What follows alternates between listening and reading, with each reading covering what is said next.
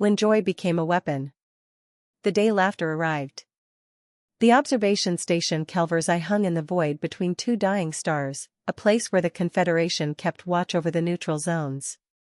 For 3 centuries, the station had monitored the borders in perfect silence. The crew, a mix of Velcrin, Oshari, and Centauran species, performed their duties with the same quiet efficiency their ancestors had practiced for generations. Commander Thessa stood before the main viewport, her crystalline skin reflecting the dim starlight. As a Velcrin, she'd been raised in the old traditions. Speak only when necessary. Show no emotion. Maintain order through discipline. These were the laws that had kept the Confederation stable for millennia. The alert chimed softly. A single vessel approaching from the human territories. Thessa's 4 eyes narrowed. Humans.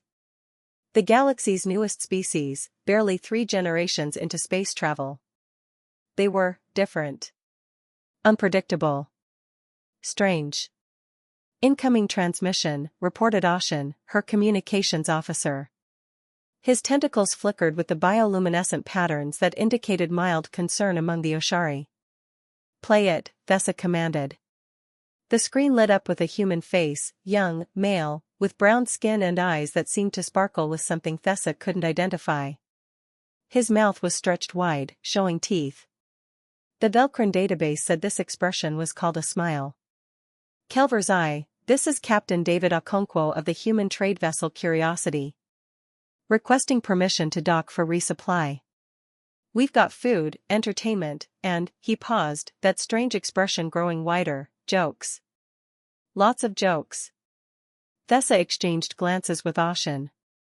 Jokes? The translation matrix struggled with the word. The closest Velcrin equivalent meant purposeful deception for unclear motives. Permission granted, Thessa said carefully. Dock at Bay 7. The strange behavior. The humans arrived in a ship that looked more like a traveling carnival than a proper vessel. Its hull was painted in bright colors, inefficient for stealth, impractical for heat management, but somehow, appealing. Captain Okonkwo led a crew of 5 humans, each one displaying that same unsettling expression.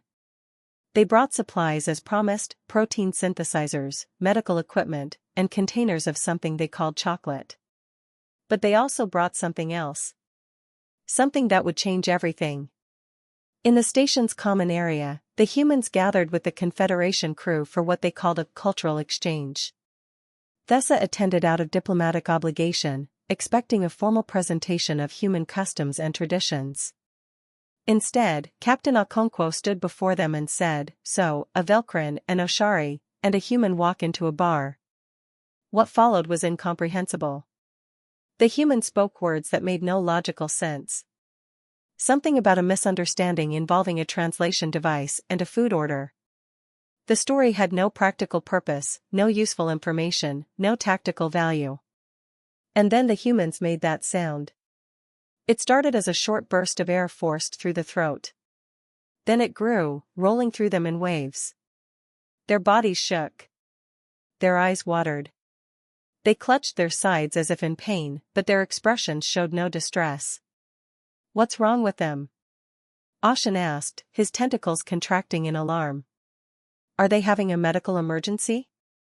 One of the humans, a woman named Maria, gasped out between the strange sounds, "We're laughing. It's funny." Funny. Another word the translators struggled with. The database offered a stimulus that produces positive neurological response without survival benefit. Thessa watched, fascinated despite herself. The humans weren't in distress. They were experiencing something else entirely. Something the Confederation species had never developed. Joy.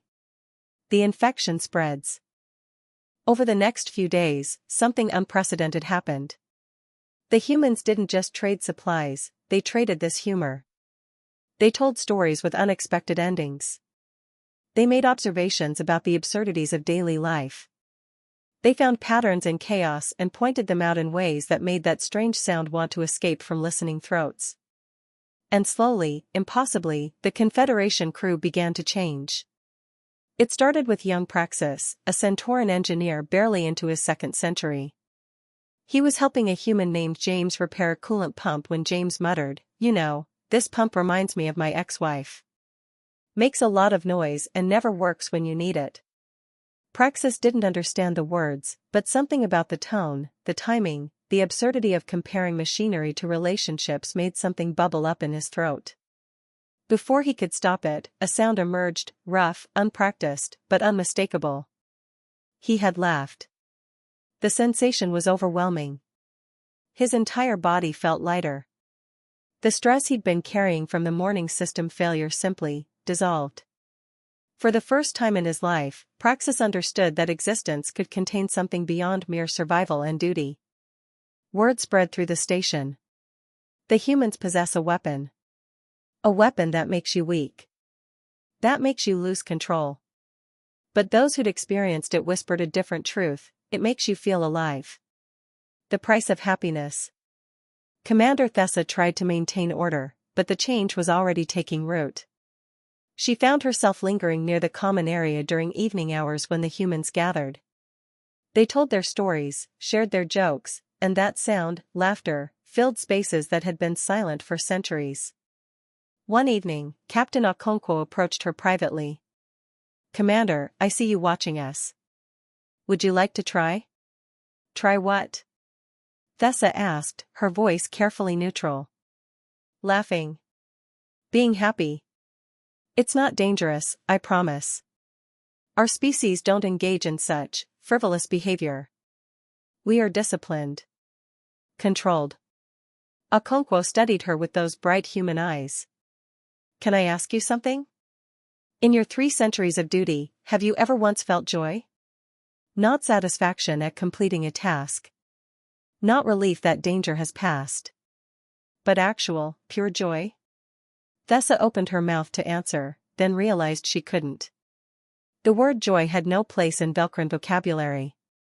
They had contentment and appropriate satisfaction, but joy? "Let me tell you something," Okonkwo continued. "Before we developed humor, humans were violent. We fought constantly. We destroyed ourselves and nearly destroyed our planet. But then we learned to laugh, at ourselves, at our circumstances, at the absurdity of existence. And that changed everything. Laughter didn't make us weak. It made us strong enough to face our problems without destroying each other." He paused, then added with that gentle smile, "Your people have been stable for millennia. That's impressive. But have they been happy?" The discovery. Late that night, Thessa accessed the historical archives, records that stretched back thousands of years. She searched for references to joy, happiness, laughter. The results shocked her. The Velcran had once laughed. 3,000 years ago, before the Great Reformation, before the doctrine of control. The ancient texts described festivals, celebrations, spontaneous expressions of emotion. But then had come the war, a conflict so terrible it nearly destroyed their species. In response, the Velcran had eliminated all destabilizing emotions. They'd created a society of perfect control, perfect discipline, perfect order. And in doing so, they'd survived. But at what cost? Thessa found videos from those ancient times. Her ancestors dancing, singing, making those same sounds the humans made. Living instead of merely existing. The files had been classified, hidden away for millennia. Why? The answer came in a single document, sealed by the High Council: joy makes us vulnerable. Laughter undermines authority. Happiness leads to desire, and desire leads to conflict. To survive, we must be controlled. Thessa stared at the words, then looked out the viewport at the human ship. They'd survived too. They'd faced their own near extinction. But instead of eliminating emotion, they'd learned to channel it. To use it. To thrive because of it, not despite it. The message. The next morning, Commander Thessa did something she'd never done in 3 centuries of service. She smiled. It felt awkward, unnatural. Her face didn't quite know how to form the expression. But she tried. Captain Okonkwo noticed immediately. Commander. That's great. I have reviewed the historical records, Thessa said formally, though her voice carried a new warmth. I believe my people made an error 3,000 years ago. I would like to learn more about this humor of yours. Okonkwo's grin widened. I'd be honored to teach you. Fair warning though, once you start laughing, it's hard to stop.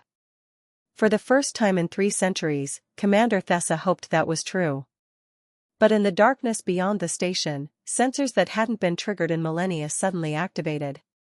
The signal traveled faster than light, reaching the Confederation High Council within hours. The message was simple: humans have infected Station Calver's Eye with emotional instability. The ancient weakness has returned. Recommend immediate quarantine and elimination of contamination source. The vote was unanimous. The humans had broken the most fundamental law of the Confederation. They had made people feel.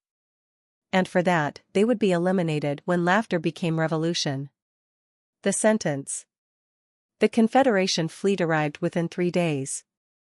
12 massive warships, each one ancient beyond measure, each one built in an era when the galaxy knew war. They surrounded the human vessel Curiosity like predators circling prey. Captain David Okonkwo stood on his bridge, watching the display with surprising calm. His crew gathered around him: Maria, James, Sarah, Akari, and young Thomas, barely 20 years old and on his first deep space mission. They're serious about this, Maria said quietly. Her usual smile was gone, replaced by grim determination. Of course they are, Okonkwo replied. We committed the greatest crime in their book. We made them feel something. The communication screen activated. A Velcrin face appeared, not Commander Thessa, but someone older, harder. High Arbiter Kelvin, leader of the Confederation Council. Human vessel Curiosity. Kelvin's voice was cold, mechanical. You have been found guilty of emotional contamination. You have introduced destabilizing behavioral patterns into Confederation space. The sentence is immediate termination. All of us? Okonkwo asked. For telling jokes? For weaponizing joy, Kelvin corrected. Your humor undermines order. It makes citizens question authority. It creates desires that lead to conflict. We eliminated such weaknesses 3,000 years ago. We will not allow them to return. James stepped forward. You're going to kill us for making people laugh? We are preserving stability.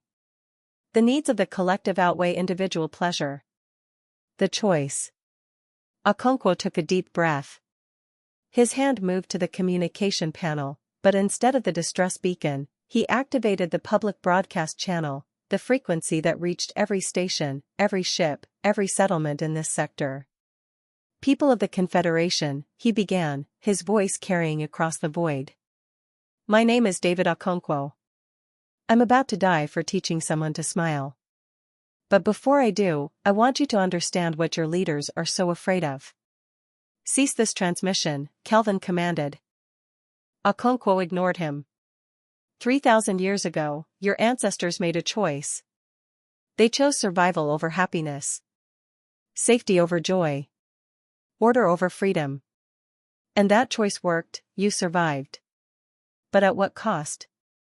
How many of you have never felt the warmth of genuine laughter? How many of you work your entire lives without ever experiencing true happiness? On Calver's Eye, Commander Thessa listened to the broadcast with her entire crew. She'd been placed under arrest, scheduled for emotional reconditioning. But the guards assigned to watch her were listening too. Laughter isn't a weapon, Okonkwo continued. It's a gift. It doesn't make you weak, it makes you resilient. It doesn't undermine order, it gives you a reason to maintain order. Because when you can find joy in existence, you have something worth protecting.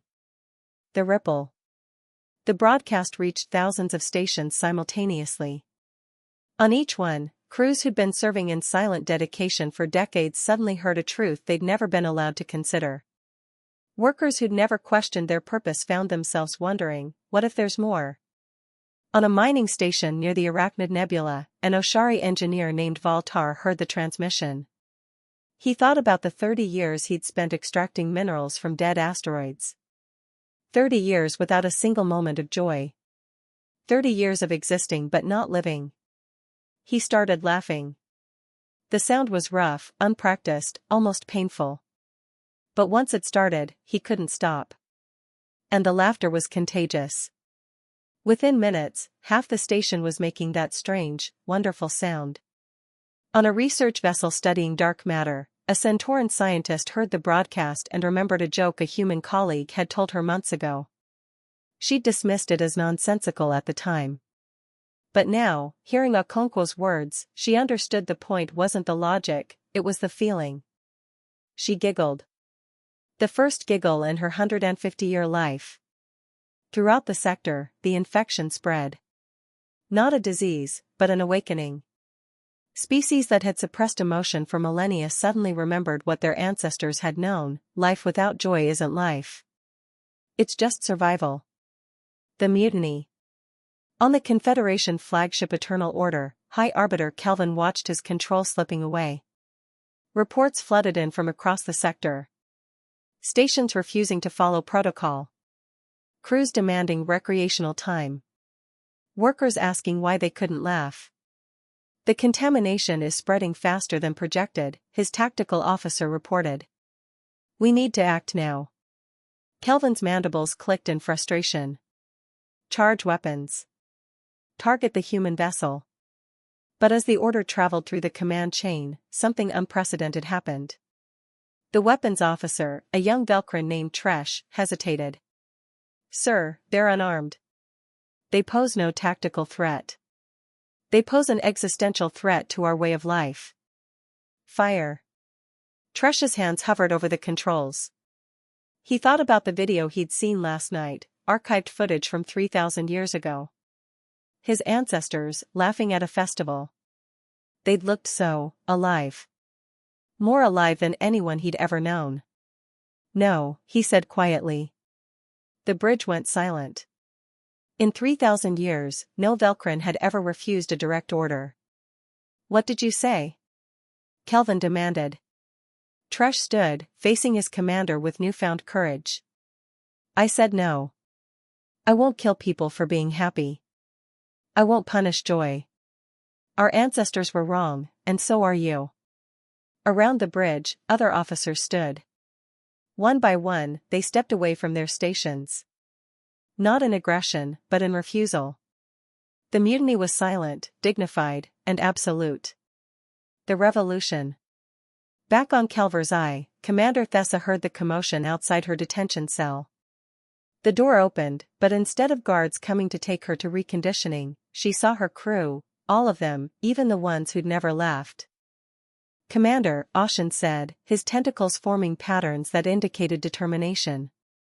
We've taken control of the station. We're declaring independence from the Confederation. Thessa stared. You realize what you're doing? They'll send more fleets. They'll destroy us. Maybe, Praxis replied, that gentle smile still on his face. But we'd rather die laughing than live in silence.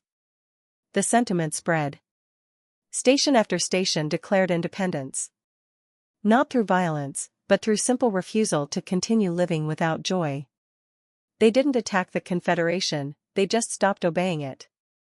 On the Curiosity, Okonkwo watched as the Confederation fleet powered down its weapons. The ships hung in space, their crews refusing to fire. Some were already breaking formation, heading toward stations that had declared independence. High Arbiter Kelvin's face appeared on the screen one last time. For the first time in recorded history, a Velcrin leader looked uncertain. What have you done? Kelvin asked, and his voice carried something beyond anger. It carried fear. I taught them that existence can be more than duty, Okonkwo replied gently. That's not a crime. It's a gift. The new beginning. 3 months later, the Confederation was unrecognizable. The High Council had been dissolved, replaced by a more representative government. The doctrine of control was being debated in forums across 1,000 worlds. And everywhere, in every station and settlement, a sound that had been absent for 3,000 years filled the air. Laughter. Commander Thessa, now Ambassador Thessa, stood in her new office on Unity Station, the first joint Human Confederation facility. Through her viewport, she could see ships from dozens of species traveling freely, their crews no longer bound by ancient fears. Captain Okonkwo visited regularly, teaching humor to any species willing to learn. The lessons were simple: find absurdity in struggle. Share joy with others. Remember that life is precious precisely because it's temporary. You changed the galaxy, Thessa told him during one visit. Okonkwo shook his head. We just reminded you of what you'd forgotten. Your ancestors knew how to laugh, we just helped you remember. But why? You knew it might start a war. Why risk everything to teach us about humor? Okonkwo was quiet for a moment, then smiled. Because life without laughter isn't worth living. And no species deserves to just exist. Everyone deserves to live. On a distant research station, young Thomas, the crew member who'd been terrified during the confrontation, told his first successful joke to a Centauran engineer. The engineer laughed, a beautiful sound that had never existed in their species before. Throughout the galaxy, the revolution continued. Not through weapons or violence, but through that most human of gifts, the ability to find joy even in darkness, to laugh even when facing fear, to live rather than merely survive. And in the darkness between stars, old warships that had once enforced silence now carried a different mission. They traveled to isolated stations and forgotten colonies, bringing not weapons but stories. Not control but freedom. Not order but happiness. The humans hadn't conquered the galaxy. They'd taught it to smile. And that changed everything. Epilogue: the first festival. 1 year after the revolution, the first Confederation-wide Festival of Joy was held. Representatives from every species gathered on neutral ground, not for trade negotiations or political discussions, but simply to celebrate existence. The Velkrin learned stand-up comedy. The Oshari developed interpretive dance. The Centaurans created visual humor that transcended language. And the humans watched with pride as species that had forgotten how to play rediscovered the simple pleasure of laughter. High Arbiter Kelvin, now Citizen Kelvin after voluntarily stepping down, approached Captain Okonkwo during the festival. The old Velkrin looked different now. His posture was less rigid, his expression softer. I owe you an apology, Kelvin said. I tried to kill you for offering a gift. You were protecting your people the only way you knew how, Okonkwo replied. But now you know there's a better way. I've been studying human history, Kelvin continued. You've fought terrible wars. You've nearly destroyed yourselves multiple times. But you always survived. How? Okonkwo looked across the festival grounds, at hundreds of species laughing together. Because we learned that hope is stronger than fear. And laughter is the sound hope makes. Kelvin attempted a smile. It was awkward, unpracticed, but genuine. Teach me, he said. I have 3,000 years to make up for. And so the human did. Not with grand speeches or complex philosophies, but with a simple joke about a Velkrin, a human, and a faulty translator. When Kelvin laughed for the first time in his 3-century life, the sound echoed across the station. It was rough, uncertain, but absolutely beautiful. Because it was real. And throughout the galaxy, billions of beings discovered what humans had known all along: the universe is vast and often cruel. Existence is brief and sometimes painful. But if you can laugh, if you can find joy even in darkness, then you're not just surviving. You're living. And that makes all the difference.